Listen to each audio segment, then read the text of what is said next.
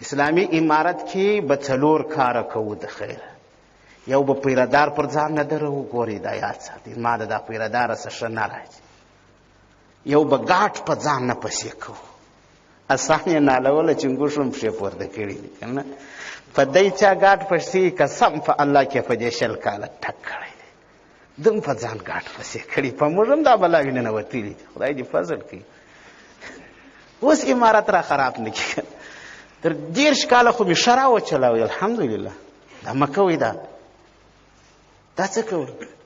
ته یې هم بیرېږي. ولې تاسو خوا خلک وه چې ما ته به ویل چې ته د شهادت دوه راته وایي، وشرمېږه لږ. نن بیا په زري کې سپور یې د شهادته بیرېږي. ما مخکې دې زما خیال درواغ ویله، والله که دې د شهادت غوښتې. دا مه کوئ، 4 شیان به نه کوئ. کلک در باندې لګېږم، ګورئ دا یاد ساتئ. دی ژبه الله پاک را کړې ده، قسم په الله مازغه دې در وښورم. پیردار به پر ځان نه دروئ، ګاټ به په ځان نه پسې کوئ، او بل په زري موټر کې به نه سپرېږي. په زري پټېږي به نه، پټېږي مه. دا 4 کاره به نه کوئ په امارت کې. چېږي ته پټېږي؟ ولې تا لکه چې دنیا در آخرت خوښه؟ آخرت ښه دی که دنیا؟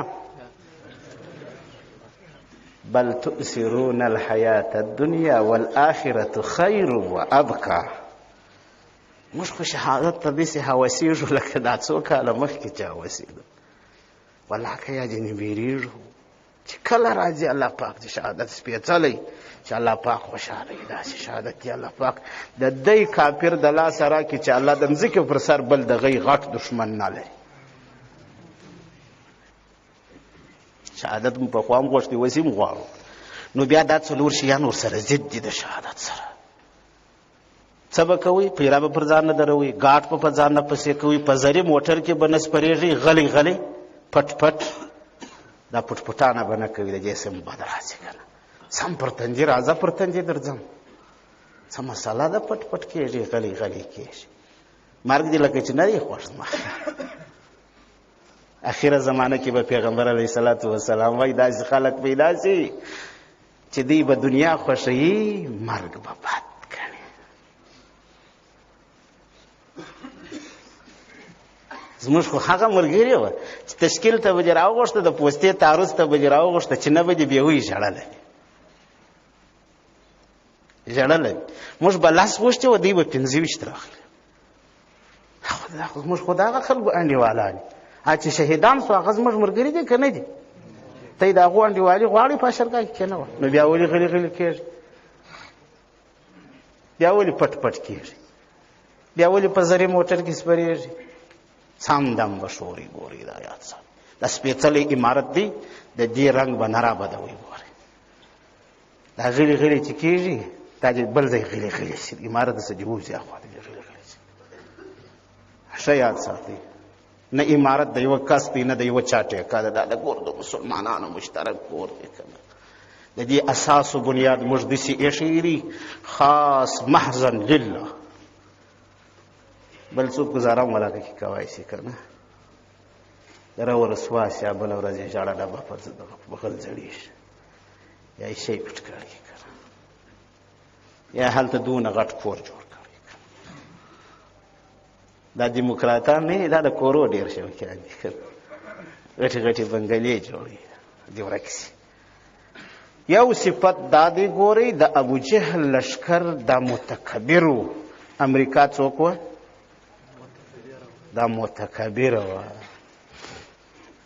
دویم بد صفت پکې دا و چې دی مال خوښاوي، یحبون المال. چې شي خوښاوي؟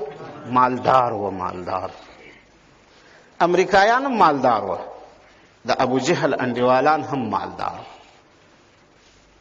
دریم صفت پکې دا و چې سخت ناپوهان و، یو مولا پکې نه و. د ابوجهل انډیوالان ناپوهان و، بې علمه و. امریکایان هم ټول ناپوهان، یو پوه کس نه و پکښې.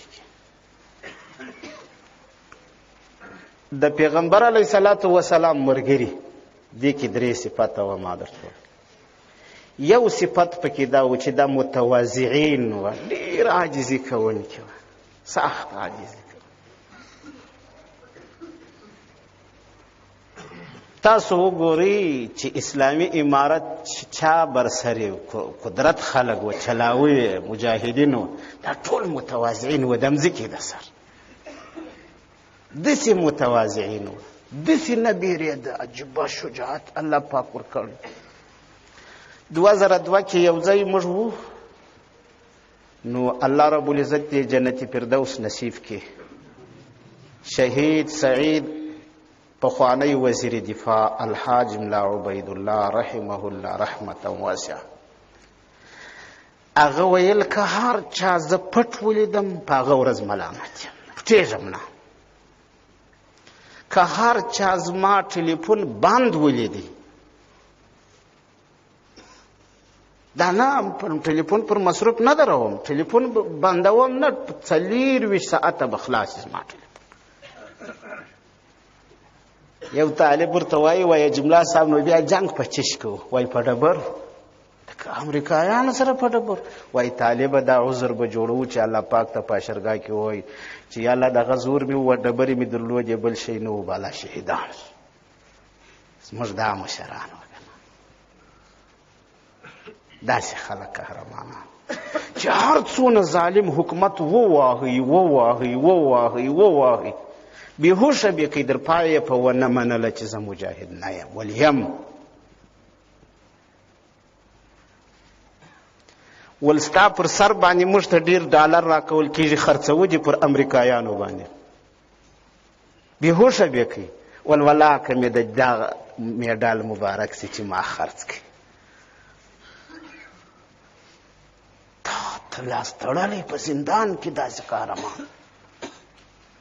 تاسو دا آصف چرکي لیدلی دي؟ دا غوښې دلته پرتې دي که نه؟ دا زموږ ملګري وه، په دنیا کې هم په آخرت کې مې هم ملګري دي. ګورئ یاد ساتئ څنګه دي هغه ښایسته ځواني د الله تعالی دپاره څنګه که په وینو کې رنګ بانګ ده که نه، څنګه ناست دی په خدای لکه د نړۍ زمری. آصف مو لیدلی دی؟ څونه ښایسته ځواني ده، ګل غوندې ګلالۍ ځواني ده، هغه تاندې ځوانۍ شپې دي که نه. الله پاک ته نظرانه کړه. د دې وینو سره که چا خیانت وکړي الله تعالی بیا په دنیا کې هم ذلیل کوي، په آخرت کې بیا الله په جهنم نه نباسي. د مظلومو وینو سره که چا خیانت وکړي.